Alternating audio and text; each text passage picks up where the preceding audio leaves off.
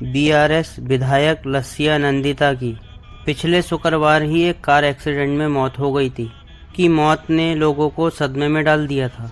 लेकिन इस हादसे में एक उनकी 12 साल की भतीजी आखिरी समय में बच गई। दरअसल हादसे से देर पहले नंदिता ने अपनी 12 साल की भतीजी को दूसरी कार में भेज दिया था।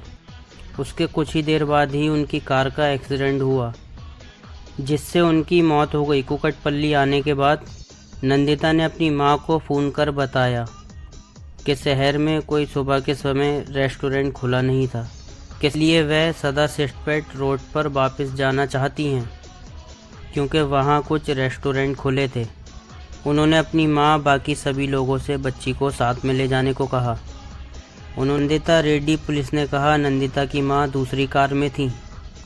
उस समय नंदिता ने अपनी मां को फ़ोन कर कुकटपल्ली बाई जंक्शन पर उनका इंतज़ार करने को कहा क्योंकि वह चाहती थी सदा सिप्पेट रोड पर टिफ़िन खरीदने से पहले उनकी भतीजी दूसरी कार में चली जाए।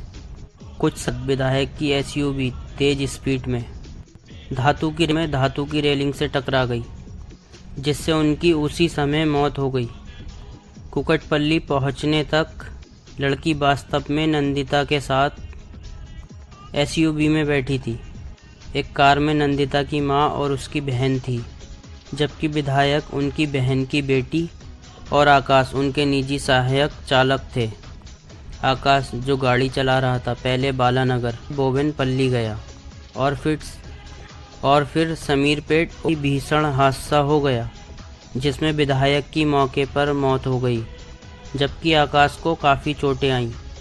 जब उन्होंने आकाश और विधायक के परिवार बाकी लोगों से बात की तो पाटन चेरू पुलिस को पता चला कि नंदिता और उनका परिवार गुरुवार रात सदा सिस्टपेट मंडल अरूर गांव में एक दरगाह पे गए थे। जब से नंदिता के पिता वरिष्ठ विधायक जी सयाना का पिछले साल फरवरी में निधन हुआ, तब से परिवार को कई असफलताओं पीए घटनाओं को सामना करना पड़ा, जिसमें हाल ही में 13 फरवरी की दुर्घटना भी शामिल है जिसमें वह बच गईं। बस इसी वजह से विधायक का परिवार मुश्किलों से उभरने के लिए प्रार्थना करने के लिए दरगाह गया था।